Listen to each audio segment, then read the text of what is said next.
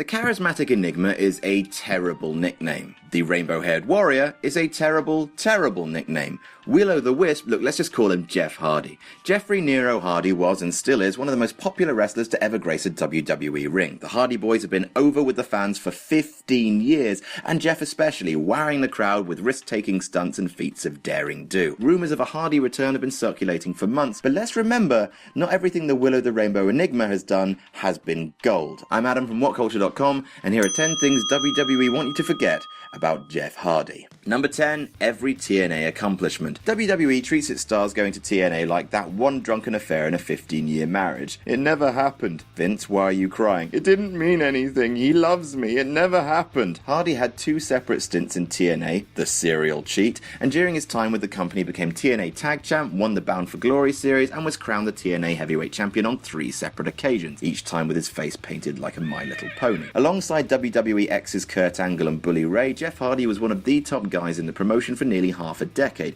but according to Vince, he was just drunk. He wasn't thinking straight. He loves me. He'll come home. I've made his favourite dinner. Oh God, I'm too old to get divorced. Number 9, he and Trish could never make it work. Poor Trish was shopped out to a number of different guys to play the role of girlfriend. Christian, Chris Jericho, Vince McMahon with the adorable Bark Like a Dog segment, which is the pure distillation of anti-feminism, but her and Jeff could never quite get it together. On 2 separate occasions, WWE tried to pair Trish and Jeff together in romance. The first was in the summer of 2001, which ended after Stratus injured her ankle. The second was in early 2003, which finished in jarring fashion after Hardy was fired from the company. Oh, we'll get to that. They weren't so much the Ross and Rachel of the WWE, but the Joey and Rachel, as in it ended abruptly and probably shouldn't have happened in the first place. Number 8, Keith Davis. According to WWE lore, the ancient tome of continuity that reads madder than Charlie Manson's Kama Sutra cookbook, Jeff debuted with his brother in the WWF in 1998. Actually, the first time Hardy wrestled was in 1994 against Razor Ramon. Ramon's opponent, a jobber calling himself Keith Davis, pulled out at the last minute, and Hardy, 16 but lying and pretending to be 18, was drafted in and wrestled as Keith Davis instead. Keith Davis, by the way, is the most boring name in the world, except perhaps Barry Allen or Adam Pacitti. Hardy went on to job a few more times in the next few years under his real name and in some of the worst tights imaginable, but only once as Keith Davis. But after things like the mass transit incident involving a minor being brutalized in the ring, WWE would like you to forget that they fed a 16-year-old to Scott Hall. Number 7, being kicked off a plane for being drunk. Jeff Hardy likes to live free, and that's an understatement akin to Steve Austin likes beer. Wrestlers dealing with personal demons isn't a new concept. Constantly on the road, constantly in pain, booze and painkillers and pills is something of a curse in professional wrestling, and Hardy's something of a poster boy for it. Let's start with something relatively low-key, being too wankered to ride on an aeroplane. Now, I don't know how drunk you have to be asked to leave an aircraft, but it's probably more than a couple Jack Daniels and Cokes. In 2008, Hardy was escorted off a plane in Nashville after security thought he was too drunk to fly. Jeff Hardy said in his defense, "I've been on planes a lot drunker than that." Well, okay then. Number 6, going off on CM Punk. Hardy and Punk's feud in 2009 was one of the best SmackDown feuds of the decade, pitting straight edge versus living in the moment, aka party sexy drugs lols. It was Hardy's last feud in the company, and how it played out on pay-per-view is how the company would like you to remember it. What they wouldn't like is for you to see the footage released in 2010 of him shooting on Punk whilst either drunk, high, or heck, why not both? Through slurred words, Hardy claims to have made CM Punk a motherfucking superstar before flipping 2 middle fingers at him and telling him to go himself. A lasting memory for the fans. Number 5, his first heel turn. It's hard to book a high flyer as a heel. Their moveset just excites the crowd too much, which is why you don't see Seth Rollins fly around as much as in his Shield days. Or much at all anymore. Awkward. For the same reason, Jeff's been a babyface for pretty much the entirety of his career. The Hardys, however, started as heels, but as soon as their ladder skills began to catch on, there was no turning back, and so entrenched was Jeff's good guy status that it was seen as hugely shocking when TNA turned him heel in 2010. Except, WWE had already tried it for a mere 3 weeks in 2003. For a short while, in late January of that year, Jeff Hardy went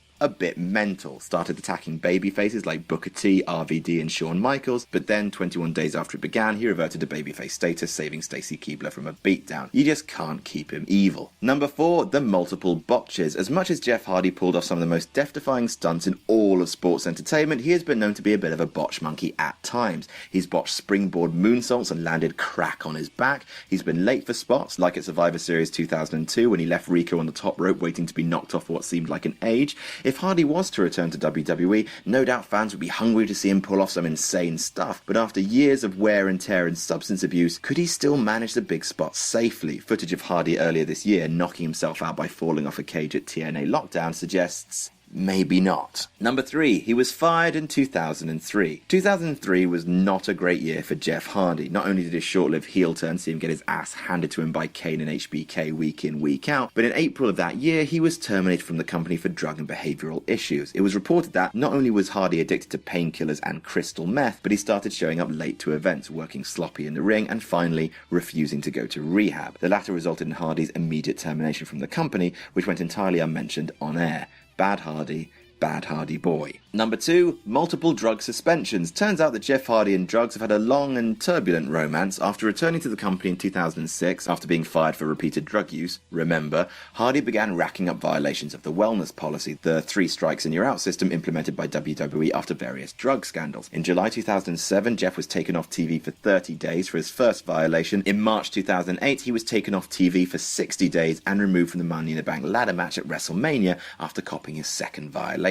At the end of his contract in 2009, with 2 suspensions under his belt, Hardy left the company for the last time. If he ever returned, the company would probably want to scrap the 2 violations and start fresh and hope that no one remembered. And number 1, Victory Road. Now, this one didn't happen on WWE's watch, but it's one of the most embarrassing professional wrestling moments in recent memory, and enough to make anyone at Titan Towers think twice about inviting Hardy back into the fold. At the TNA Victory Road pay-per-view 2011, Hardy was set to face Sting for the TNA Heavyweight Championship.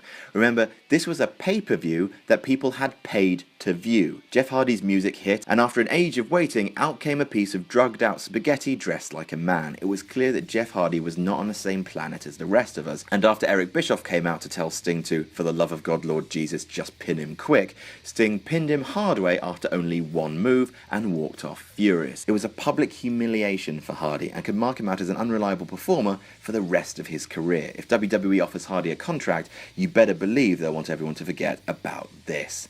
And that's our list. Did we miss any out? Tell us about it in the comments, and don't forget to like, share and subscribe. You can even follow me on Twitter here. I'm Adam from WhatCulture.com, and I'll see you soon.